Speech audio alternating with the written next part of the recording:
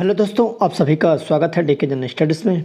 दोस्तों, आप सभी के लिए छत्तीसगढ़ प्यून भर्ती का क्लास लेकर आए हूं, जो कि छत्तीसगढ़ी भाषा, छत्तीसगढ़ी लैंग्वेज का यह क्लास है और आपके एग्ज़ाम में लगभग 20 प्रश्न आने की संभावना रहेगी।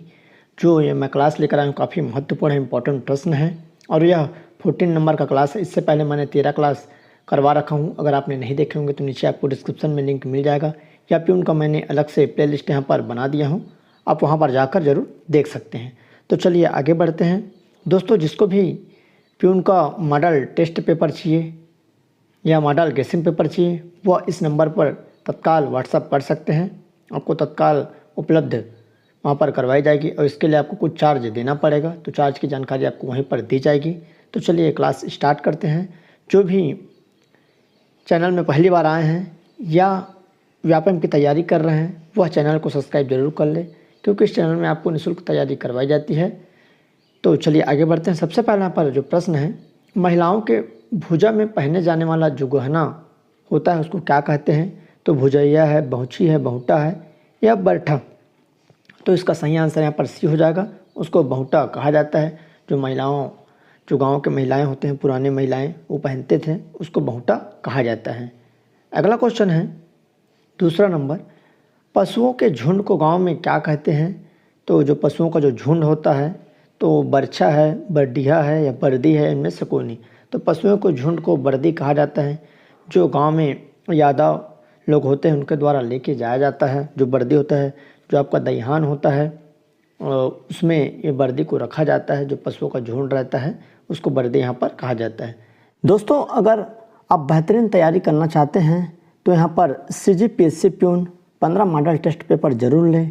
प्यून अगर बनना है तो यह मॉडल टेस्ट पेपर आप ले सकते हैं, जो कि मेरे द्वारा बनाया गया है। इसके लिए आपको चार्ज देना पड़ेगा और अगर आप इसको लेना चाहते हैं तो इस नंबर पर व्हाट्सअप कर सकते हैं। इसमें क्या क्या रहेगा इसको मैं आपको बता देता हूं। दोस्तों, छत्तीसगढ़ जो चपरासी 15 मॉडल टेस्ट पेपर है वह आपको PDF के माध्यम से मिलेगा आपके व्हाट्सअप नंबर में, और पूरे 15 मॉडल सेट रहेगा जिसमें आंसर भी आपको रहेगा। नीचे आपको आंसर दिया जाएगा, साथ ही में रहेगा जो कि मॉडल गेसिंग पेपर रहेगा, जिसमें कितने प्रश्न रहेंगे इसको मैं बता देता हूं। छत्तीसगढ़ का सामान्य ज्ञान का 50 प्रश्न रहेंगे। भारत का सामान्य ज्ञान के यहाँ पर 35 प्रश्न, जो कि आपका सामान्य अंग्रेजी है 10 प्रश्न, सामान्य हिंदी आपको 20 प्रश्न, सामान्य गणित 15 प्रश्न और छत्तीसगढ़ी भाषा के यहाँ पर 20 प्रश्न रहेंगे।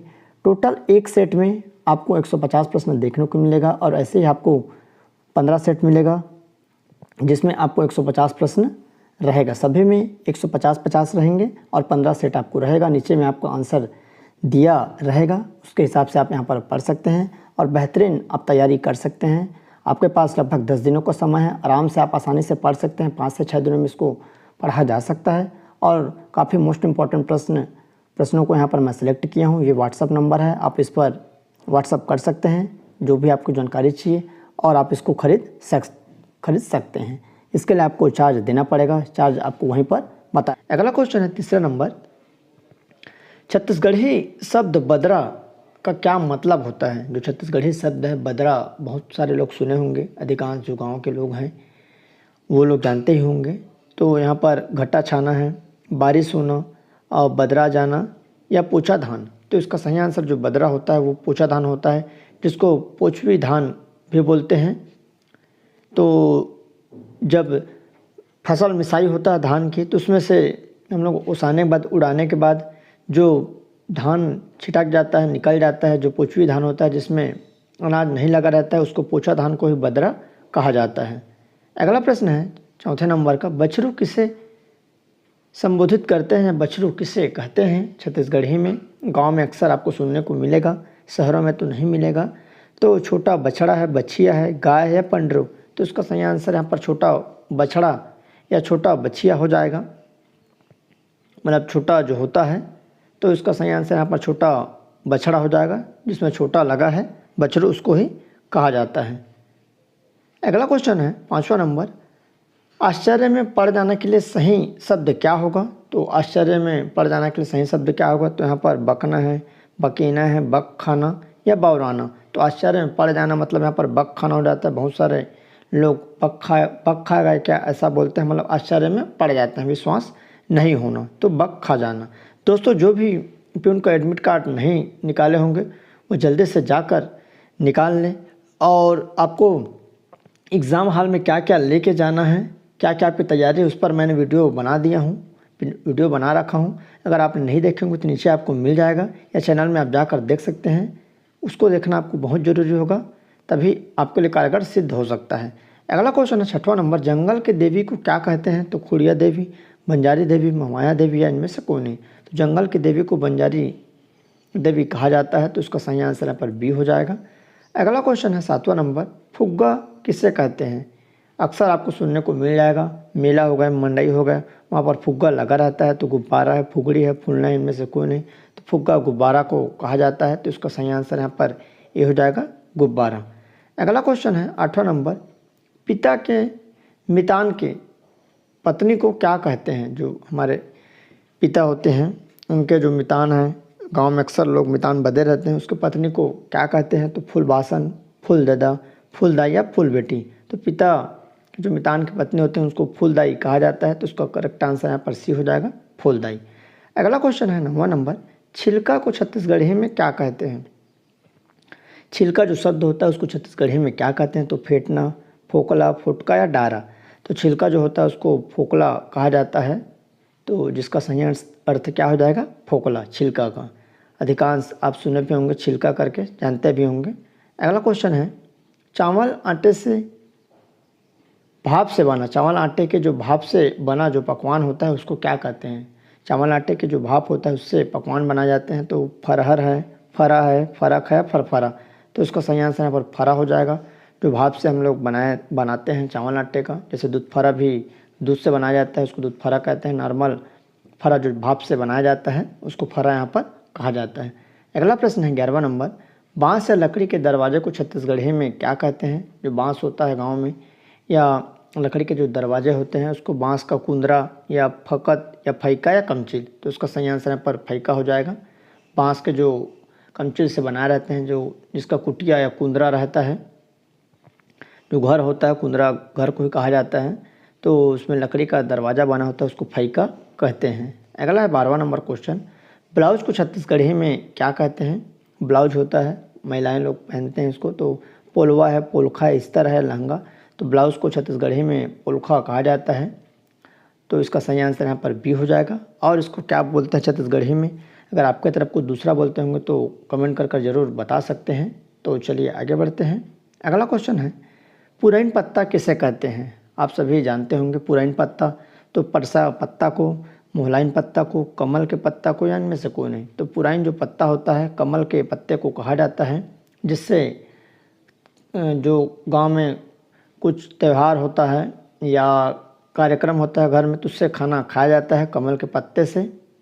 आप सभी जानते होंगे तालाब में आपको देखने को मिल जाएगा पुरैन पत्ता, तो इसका सही आंसर यहाँ पर सी हो जाएगा। मोहलाइन पत्ता से भी खाना खाया जाता है और परसा पत्ता से भी गांव में खाना खाया जाता है। आजकल अब ट्रेड चेंज हो गया है, आजकल जो अलग से जो आता है डिस्पोजल जैसा, उसमें खाना खाया जाता है। पहले कमल के पत्ते जिसे पुरैन पत्ता बोलते थे उससे खाना खाया जाता था, तो इसका सही आंसर यहाँ पर सी हो जाएगा। अगला है, आटा को छत्तीसगढ़ी में क्या कहते हैं?